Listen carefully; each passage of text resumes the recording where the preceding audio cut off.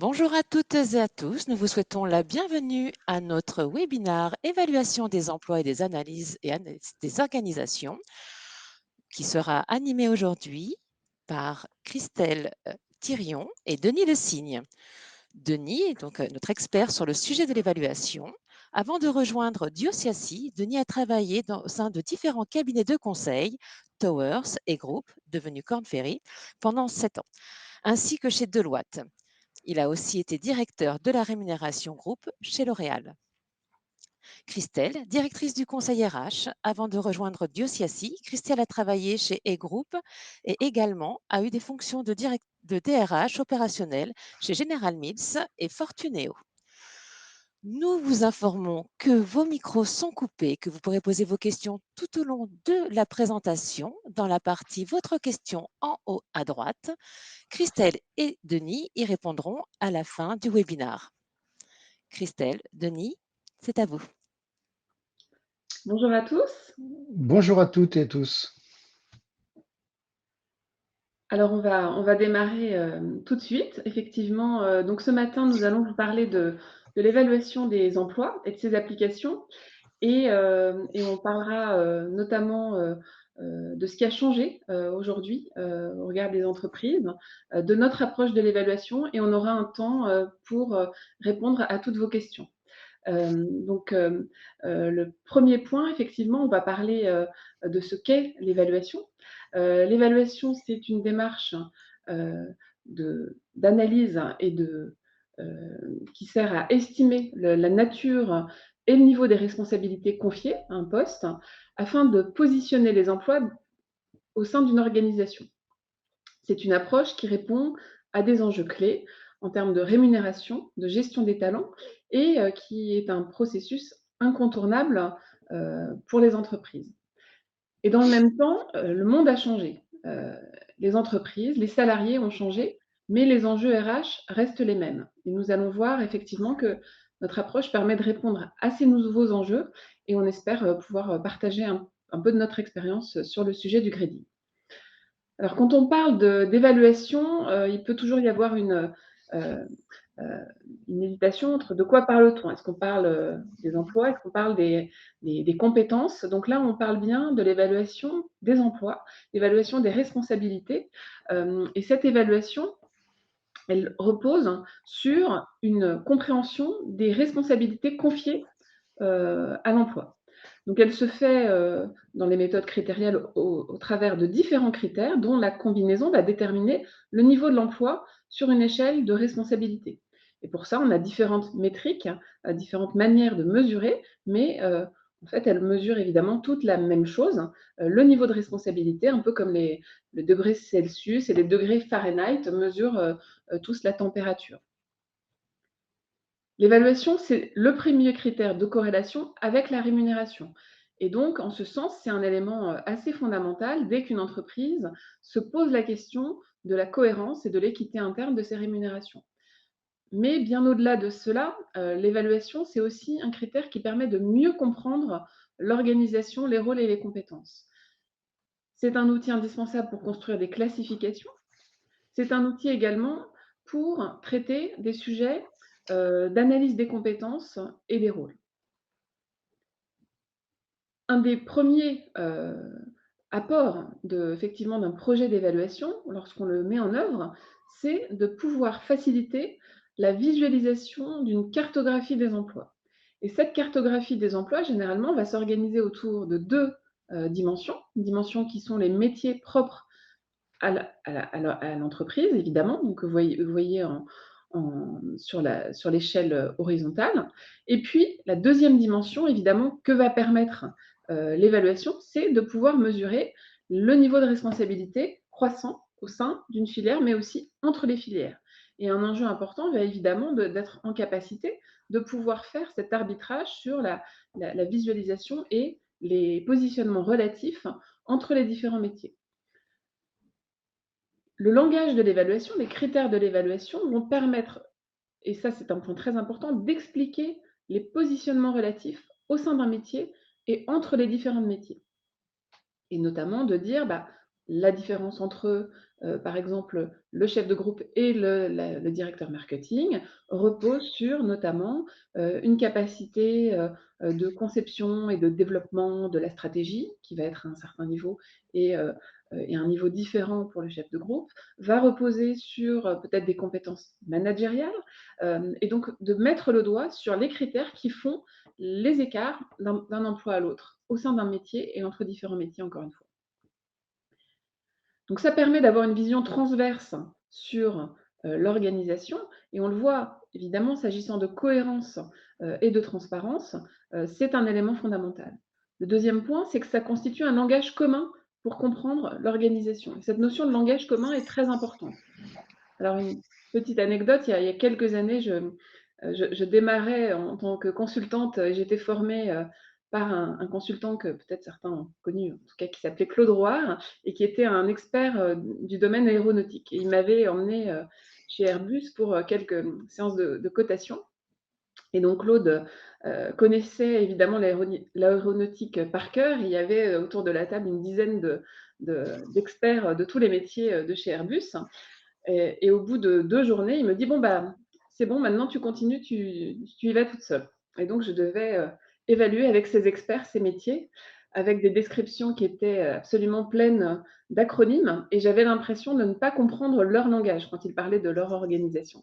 Et ce qui a été assez incroyable pour moi, c'est que je me suis rendu compte qu'effectivement, certes, alors je n'étais pas encore une experte de l'aéronautique comme Claude, mais par contre, s'agissant de comprendre les rôles et d'analyser ce qui faisait leur complexité, comme au fait, autour de la table, tous parlaient couramment, évidemment, le langage de l'évaluation, et ben, en fait, on se comprenait et on arrivait, à travers, justement ces regards croisés et leur connaissance des métiers à conduire finalement ce travail de l'évaluation. Et vous voyez ici, donc la comparaison, c'est qu'en fait, quand on quand on commence à appréhender un langage effectivement autour de l'évaluation, ça permet d'avoir ce langage commun et de pouvoir écrire en fait ce qu'on comprend d'un poste et c'est évidemment extrêmement éclairant. Vous voyez à droite, ce sont des exemples d'évaluation. Alors là, on a pris, le langage qui est celui qu'on connaît, qui est la méthode Clarity, mais on aurait pu prendre, des formules, d'autres langages et se pose aussi la question de la traduction, puisqu'évidemment, on l'a vu, puisqu'on mesure à travers l'évaluation les mêmes choses, on a, évidemment des critères qui peuvent être comparables. Et quand on regarde voilà, une partition, bah, quand on ne connaît pas la musique, on ne sait pas de quoi il s'agit, mais quand on commence à comprendre le langage, on est capable de le partager. Alors, évidemment, tout ce travail de compréhension de l'organisation, il a différents objectifs et ces différents objectifs, j'ai tendance à les classer autour de 3 grandes thématiques. Première thématique, c'est la clarté. La clarté de l'organisation et l'importance de bien comprendre comment elle fonctionne, pour avoir cet effet de miroir et on aime à dire, qu'effectivement le «connais-toi toi-même» s'applique aussi aux organisations. Donc il y a une véritable vertu pour une organisation à mieux se connaître et avoir cet effet de miroir. Ça va permettre notamment dans les projets qu'on peut mener, de travailler sur l'identification des cercles de management. Un exemple, que vous connaissez sans doute, tous dans vos organisations, on peut avoir, une par exemple, une réunion annuelle qui demande à ce que tous les dirigeants d'un certain niveau soient présents. Dans une organisation qui n'a pas travaillé sur ce sujet, on va avoir tendance à avoir une approche purement hiérarchique et à dire, bah, voilà, tous les N-1 des CODIR doivent être présents. Et on se rend compte assez vite que cette approche a évidemment des limites, puisque finalement, on va oublier d'inclure des gens qui ont sans doute des responsabilités extrêmement importantes et à l'inverse, on va peut-être inclure d'autres personnes qui sont à des niveaux différents. La mise en place de classifications internes, ça c'est un élément évidemment fondamental hein, qui va être un élément clé de l'architecture, le design d'organisation et puis les compétences. Ça, c'est un autre volet très important puisque on va, à travers l'évaluation, pouvoir mieux comprendre les rôles, les métiers et positionner les bonnes compétences au bon niveau. Quand on fait une mobilité interne, dans un groupe international, il est absolument indispensable de comprendre effectivement de quoi on parle. J'ai vu des exemples dans des sociétés où, justement, n'ayant pas cette lecture, on pouvait, dans des mobilités, se laisser, je dirais, prendre à faire des mouvements qui n'étaient pas pertinents. Donc c'est un élément évidemment très important pour gérer les plans de succession et les mobilités. Et puis, troisième volet, la reconnaissance. Bien évidemment, le sujet du niveau de responsabilité est un élément fondamental pour avoir une politique de rémunération compétitive. C'est un élément évidemment fondamental pour faire des benchmarks pertinents, que ce soit des benchmarks internes ou des benchmarks externes. Donc cette approche va permettre effectivement des comparaisons et un meilleur lien avec les responsabilités confiées. Voilà, donc, et évidemment, ces sujets ne sont pas indépendants les uns des autres, ils sont totalement interconnectés.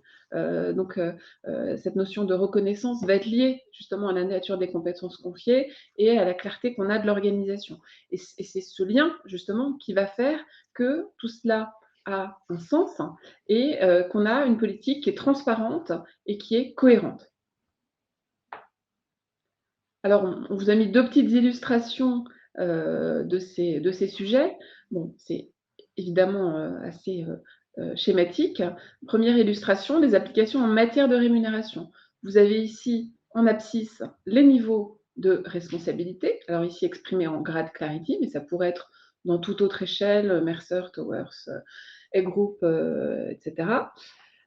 Et puis, en ordonnée, les niveaux de responsabilité en total cash ou rémunération espèce. Le point important ici, c'est de se dire, ça va nous permettre de mesurer la cohérence pour un niveau de responsabilité donné des rémunérations, ici en total cash. Et on sait que les enjeux, évidemment, de cohérence sont majeurs. Aujourd'hui, avec le besoin de transparence et les attentes des salariés, cette capacité à expliquer pourquoi on a tel niveau de responsabilité, pourquoi est-ce qu'il y a des écarts. Quand un manager, un collaborateur vient vous voir et vous demande pourquoi il y a un tel écart entre ma rémunération et celle de mon camarade qui a telle fonction, c'est extrêmement important de pouvoir expliquer le rationnel derrière ces décisions. Et quand on fait des études de climat, on sait que évidemment le sujet de la rémunération est souvent un sujet qui amène des résultats qui sont souvent pas les meilleurs de l'étude, pardon. Mais on sait aussi que la dimension de cohérence interne a plus d'impact justement sur la satisfaction des collaborateurs que la dimension de compétitivité externe. Et puis, deuxième illustration, en fait, quand on veut comparer deux emplois, eh bien, en fait, le fait d'avoir une clé de lecture à travers des critères va permettre en fait, d'avoir des données sur l'organisation. On va avoir des données sur l'organisation, sur la répartition des postes au sein d'une filière, sur les écarts de responsabilité au sein d'une filière, sur la répartition en pyramide des âges et en responsabilité, etc., etc. Donc tout ça, en fait, va permettre d'enrichir la connaissance qu'on a de l'organisation à date et de pouvoir aussi travailler sur les évolutions. Puisque quand on mène des transformations, on va être en mesure de pouvoir dessiner une organisation cible et une organisation actuelle à travers ce regard et cette clé de lecture. Donc ça permet évidemment de mieux préparer les évolutions de l'organisation, et aussi de réfléchir au plan de succession sur les postes clés à travers la manière dont l'organisation va être en mesure de préparer des personnes en ayant des postes suffisamment proches de ces postes clés. Voilà quelques exemples sur les applications. Donc, ce qu'on a vu jusqu'à présent, c'est vraiment les éléments fondamentaux de qu'est-ce qu'une évaluation et quelles sont ses applications.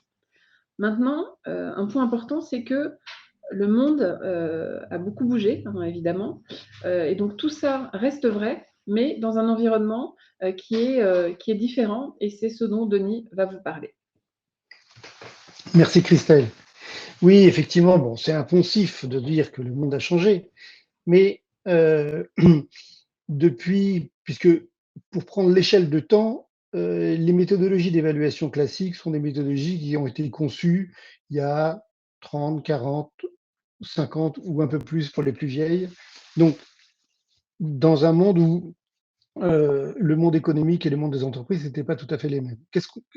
Les grandes transformations, on les connaît, la vitesse de la transformation, les nouvelles organisations de travail, les nouveaux modèles économiques, c'est un point absolument essentiel. Aujourd'hui, on a des business models qui ne sont pas des business models que l'on aurait pu comprendre il y a quelques années, puisque, par exemple, la création de valeur est une création de valeur euh, relativement complexe, un billard à trois bandes. On a vu des très grandes sociétés internationales se développer et attirer beaucoup, beaucoup d'actionnaires, alors même qu'elles étaient structurellement déficitaires. On peut penser à Amazon, on peut penser à Twitter.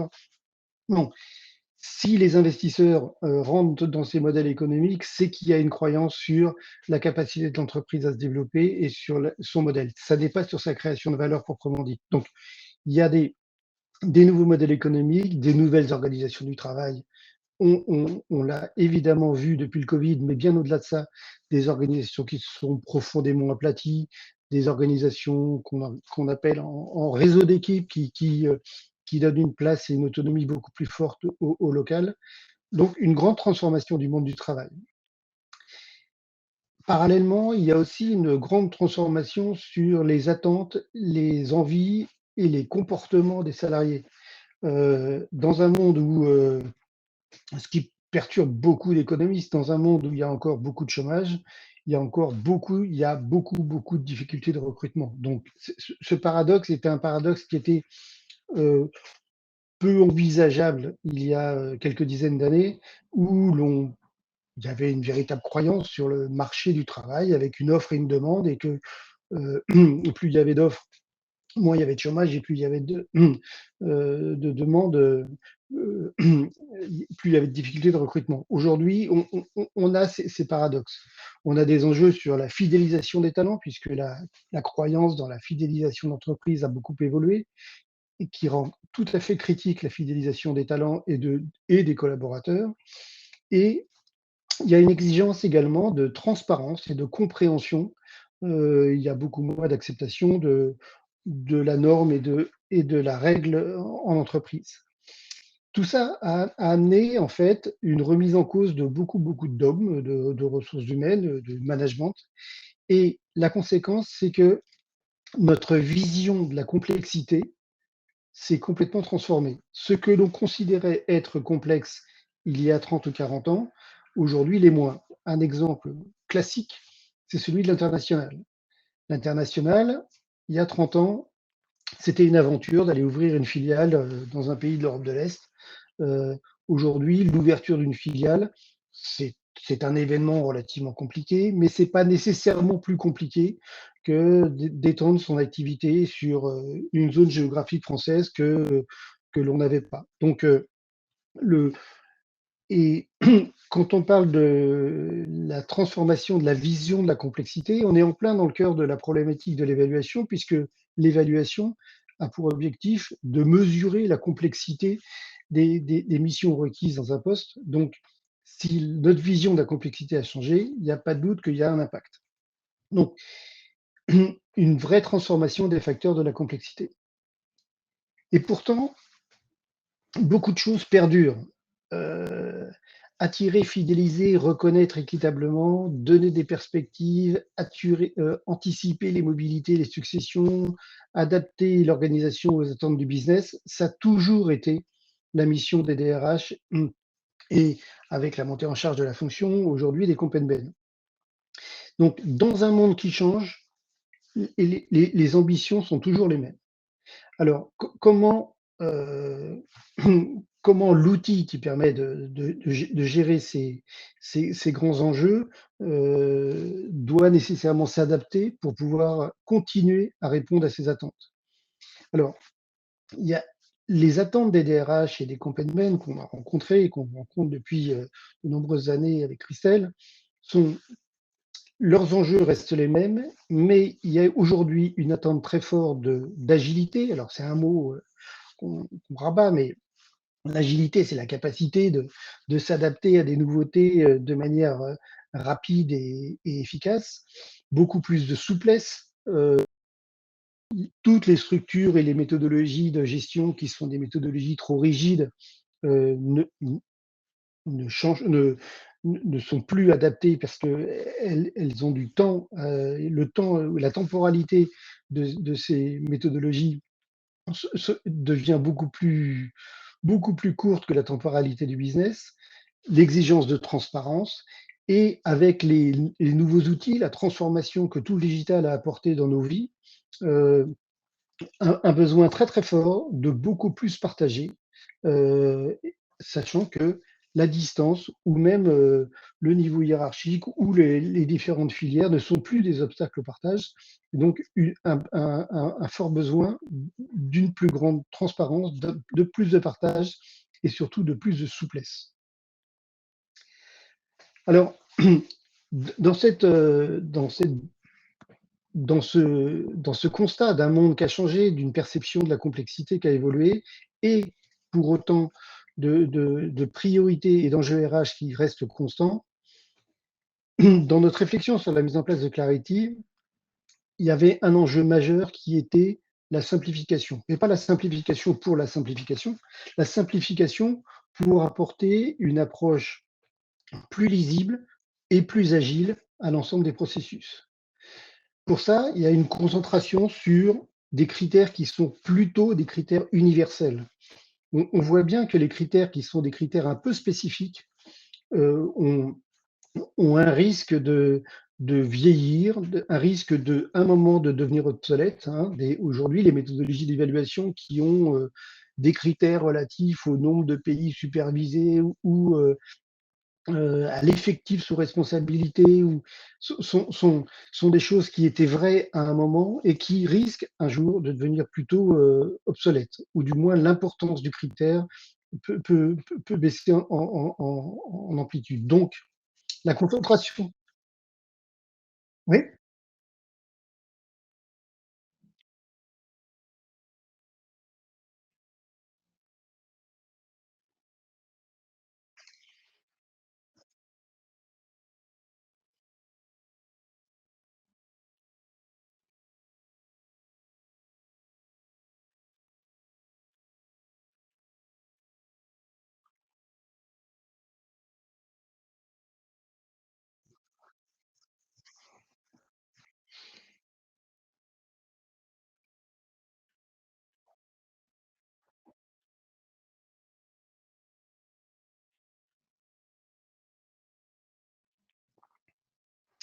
merci de cette précision. Un, un, un autre enjeu majeur qui était la communication avec les autres méthodologies. Excuse-moi, Denis, on n'a pas entendu Christelle.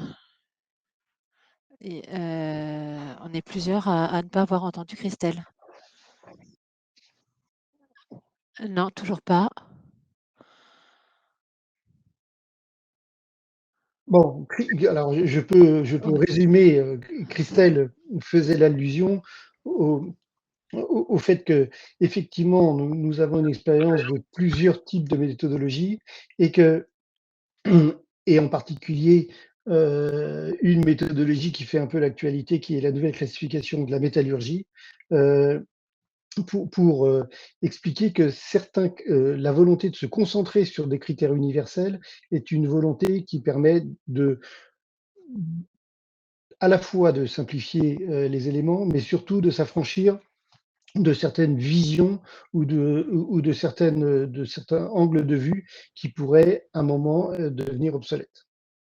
Un point essentiel est également la, la communication avec les autres méthodologies.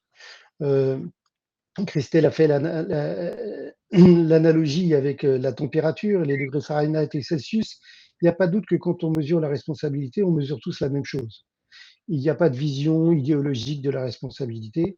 Et pour pouvoir avoir la possibilité d'utiliser le provider d'enquête de salaire que vous souhaitez, il y a, il y a aujourd'hui dans l'outil Clarity la possibilité d'une traduction vers d'autres échelles, puisque l'on mesure la même chose, et même si la méthode pour le faire n'est pas tout à fait identique, en tout cas, l'échelle de responsabilité est identique. Autre élément important, mais qui est vraiment le fruit des évolutions technologiques de ces dernières années, c'est la capacité de mettre en place des processus collaboratifs et réellement de pouvoir partager les évaluations et co-construire les évaluations avec différents collaborateurs, quelle que soit leur localisation. Il y a aussi une volonté d'entreprise d'une appropriation rapide. L'appropriation rapide, c'est la capacité, alors c'est pas instantané, ça nécessite quand même un apprentissage et une certaine expérience, mais la capacité relativement rapide pour une entreprise d'être autonome sur le processus et de ne pas dépendre d'un consultant expert sachant sur la méthodologie. Et puis, un dernier point, se rapprocher des enjeux business. C'est un constat euh, c'est un constat que l'on a tous eu, évaluateurs, de voir des opérationnels se désoler que leur considération business qu'ils n'ont pas nécessairement les mots pour exprimer dans les critères et de manière compréhensible soient quelquefois non pris en compte quand on nous dit c'est un environnement difficile, il est sous pression. C'est des mots qui sont relativement compliqués à traduire dans des critères. Et justement, dans la méthodologie, nous avons lu, et on va voir comment, nous avons voulu prendre en compte cette capacité à écouter plus les opérationnels. Alors, on va rentrer dans l'approche Clarity et nos critères. Alors, l'approche Clarity repose sur, avant tout, une évaluation qu'on va appeler l'évaluation cible, qui se concentre autour de 3 critères, qui sont 3 critères universels et qui sont 3 critères qui ne sont pas empreints d'une vision idéologique de la complexité. C'est véritablement des critères qui existent depuis les premiers travaux sur l'analyse du travail. C'est la compétence professionnelle, les réflexions opérationnelles et stratégiques et les compétences comportementales. Et on verra juste après un éclairage sur ces points-là. Ensuite, une fois qu'on a évalué un poste dans une situation environnementale qu'on va appeler classique, pour certains postes de l'organisation, et évidemment pas la majorité, mais pour certains postes de l'organisation, il peut se produire un environnement, des spécificités contextuelles liées à un environnement, une exigence euh, qui vous fait, qui, vous, en tant que DRH ou en tant que compagnon, vous oblige à rechercher des titulaires un peu particuliers, un peu le mouton à 5 pattes, qui soient non seulement en capacité de tenir le poste, mais qui soient en capacité de mettre en œuvre ses compétences alors même que l'environnement est un peu difficile, sans pour autant que ça allait transformer le poste et que ça nécessitait une nouvelle évaluation cible. C'est ce qu'on va appeler l'ajustement. Et c'est par ce biais de l'ajustement que l'on va prendre en compte la parole opérationnelle lorsque l'on nous explique une complexité particulière, que bien évidemment cette explication est de bonne foi et qu'elle est justifiée et euh, qu'elle est notée, c'est-à-dire elle est mémorisée dans la méthodologie Alors, qui permet de développer. Voilà. Je voulais apporter une précision, je ne sais pas si on m'entend, Karine. Moi, je t'entends, Moi, je mais t'entends bien, c'est bon, Christelle. Ah, parfait. voilà. Non, je voulais juste apporter une petite précision, Denis. C'est que l'évaluation cible, ça concerne évidemment 100% des emplois. L'ajustement est réservé à une minorité d'emplois. Voilà. Donc, n'est pas systématique, ça peut être environ 15-20, voilà, 15% selon les entreprises. Alors, on va voir pourquoi, justement. Alors, revenons sur l'évaluation cible. L'évaluation cible, ça traduit la complexité du poste indépendamment des spécificités de l'environnement. Quand on dit indépendamment des spécificités de l'environnement, ça prend bien l'environnement en compte, les spécificités classiques de l'environnement. Un poste international, on prendra en compte la dimension internationale. Mais on ne prendra pas en compte la dimension très particulière que pourrait avoir ce pays par rapport aux autres pays qui lui ressemblent. Voilà, c'est le fait de dire l'environnement est classique, c'est typiquement l'évaluation d'un post-repère, par exemple. Trois grands critères classiques, les compétences professionnelles, qui sont l'ensemble des savoirs, savoir-faire acquis par la formation académique ou par l'expérience professionnelle. Donc, un critère que l'on retrouve dans toutes les méthodologies et qui est relativement compréhensible. Les compétences comportementales qui sont l'ensemble des compétences euh, à la fois d'organisation du travail, de management, d'organisation, mais également, et c'est un point sur lequel on a voulu appuyer, des exigences de leadership. Et c'est très important pour les évaluations de dirigeants de de mettre en œuvre cet élément-là, donc des compétences comportementales. Et enfin, le troisième point, la réflexion opérationnelle et stratégique qui traduit effectivement la nature de la réflexion, sa proximité avec la complexité, la proximité avec la capacité de remise en cause des, des, des démarches classiques et jusqu'à évidemment la conception de politique ou la conception de la stratégie. Donc, trois critères qui permettent une appropriation facilitée, des critères universels qui sont du coup universels, quelle que soit la filière professionnelle et quelle que soit la culture. Il y a un déploiement international qui est tout à fait naturel. Et chacun de ces critères fait appel à une échelle particulière de mesure détaillée par des définitions relatives à chacun des niveaux.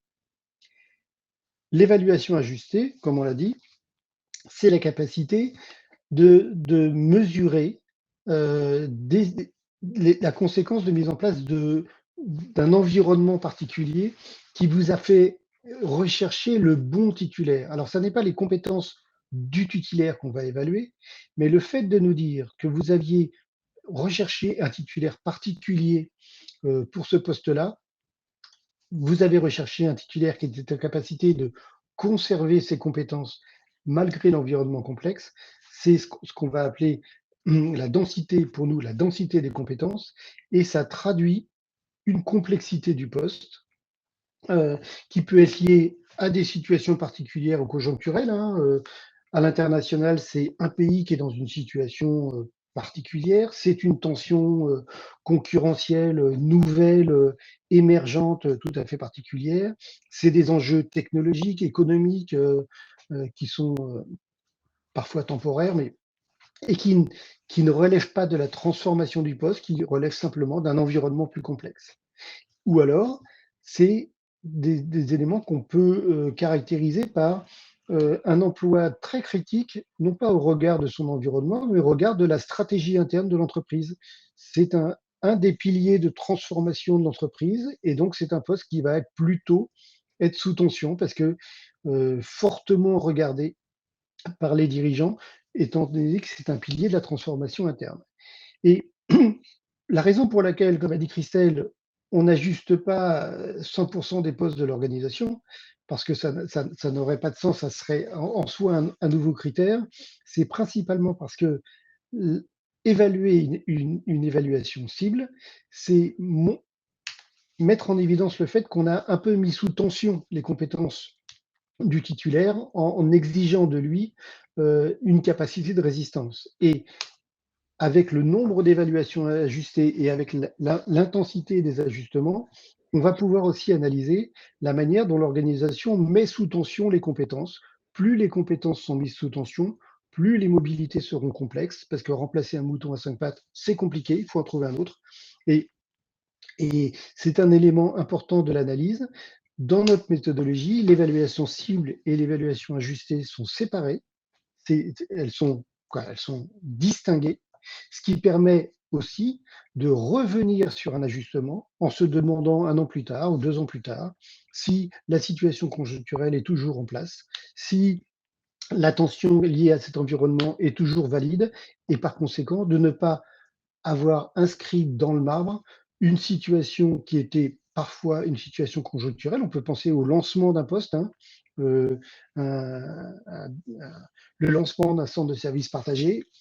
Il n'y a pas de doute que au moment du lancement, l'emploi du responsable du centre de services partagé est relativement sous tension par la nouveauté, par la conduite du changement, par la stratégie interne dont il dépend. Et 2 ans plus tard, les choses roulent et on peut tout à fait considérer à ce moment-là que l'ajustement n'est plus adéquat. Et le fait de l'avoir segmenté de l'ajustement cible permet de revenir à une évaluation et un poste dont l'environnement est classé comme plus normal. Donc, 2 grands piliers, l'évaluation cible et pour certains, environ c'est ça, 15 à 20% des postes d'une organisation, la possibilité d'un ajustement pour prendre en compte la parole opérationnelle, puisque c'est principalement eux qui sont en capacité de décrire un environnement complexe. Alors, notre proposition digitale, la raison pour laquelle on a bien vu dans les besoins de transparence, les besoins de partage, les besoins de communication, les besoins de co-construction sont aujourd'hui tout à fait essentiels. Donc, il fallait impérativement que la méthodologie Clarity soit outillée, accompagnée par une proposition digitale. Donc, ce que je vous propose, c'est un petit tour rapide sur, sur Je dirais même très rapide, Denis, puisque je vois qu'il est déjà 9h10. Si on veut garder un peu alors, de temps pour les questions, qui seront nombreuses, je suppose. donc, la plateforme Clarity, donc je vais me connecter rapidement. Ah oui, je suis obligé d'aller sur cet écran-là. Je me connecte à la plateforme, je choisis mon. Voilà, je suis dans, dans un projet Clarity. Un projet Clarity vous permet de visualiser les évaluations qui ont été validées, définitives, ou de travailler sur les évaluations. Alors, travaillons sur les évaluations. Et vous voyez, dans ce, on est segmenté on peut se segmenter en groupe de travail. Il y a une très très grande souplesse dans la mise en œuvre. Dans ce groupe de travail, ils ont déjà travaillé sur un certain nombre d'évaluations. Donc vous avez, je vais descendre un petit peu. Voilà, ils ont travaillé sur un certain nombre d'évaluations. Et le, alors très rapidement, si on souhaite créer une évaluation nouvelle, on se dit bon, bah, je vais créer un poste de chargé, voilà, chargé d'études RH, et je vais analyser le poste au travers des compétences professionnelles, des compétences comportementales et de la réflexion opérationnelle et stratégique. Si je considère que c'est un poste plutôt un premier poste cadre de quelqu'un qui a fait des études supérieures de ressources humaines, eh ben, classiquement, le niveau 4+, est un niveau qui correspond en termes de compétences professionnelles, eu égard à la définition du poste, qui correspond. De la même manière, la typologie des compétences comportementales, on ne va pas rentrer dans le détail, mais relève plutôt d'un niveau C, avec une capacité à gérer des projets, une association de compétences. Et puis, les réflexions opérationnelles et stratégiques, elles s'inscrivent souvent dans un schéma politique relativement défini, et on est plutôt sur le niveau 3+. Donc, en 3 évaluations, nous avons défini, en 3 clics, nous avons défini une évaluation qui donne un certain nombre de points, c'est des points Clarity sur lesquels, dans la méthodologie, vous pouvez les traduire dans l'approche que vous souhaitez. Par exemple, on peut avoir l'équivalent en point A, on peut avoir l'équivalent en classe IPE3, ou on peut avoir l'équivalent dans votre classification interne. En l'occurrence, dans la classification interne, c'est une position C1 dans la classification interne de l'entreprise. Et on a validé ce poste-là. Donc, bon, je peux le sauvegarder et je vais par exemple aussi dire que ce poste-là, eh ben, il est associé à la filière ressources humaines. Donc, je lui associe la filière ressources humaines. Maintenant, je voudrais voir le positionnement relatif des postes les uns par rapport aux autres. Eh ben, je vais simplement éditer ce qu'on appelle une cartographie. Donc, je choisis un modèle où je construis mon modèle moi-même, j'exécute et j'ai une visualisation du positionnement relatif de tous mes emplois par filière professionnelle et par niveau de responsabilité, là en l'occurrence, dans la classification interne de l'entreprise. Mais j'aurais pu tout à fait dire, eh ben, non, je ne la veux pas en classification interne puisque j'ai un certain nombre d'interlocuteurs qui connaissent très bien la méthode EA. Donc, une vision en grade EA est préférable et j'ai la même vision du positionnement relatif en grade EA. Donc, on voit que la communication avec les autres échelles est universelle et évidemment, vous choisissez les postes que vous voulez éditer et cartographier.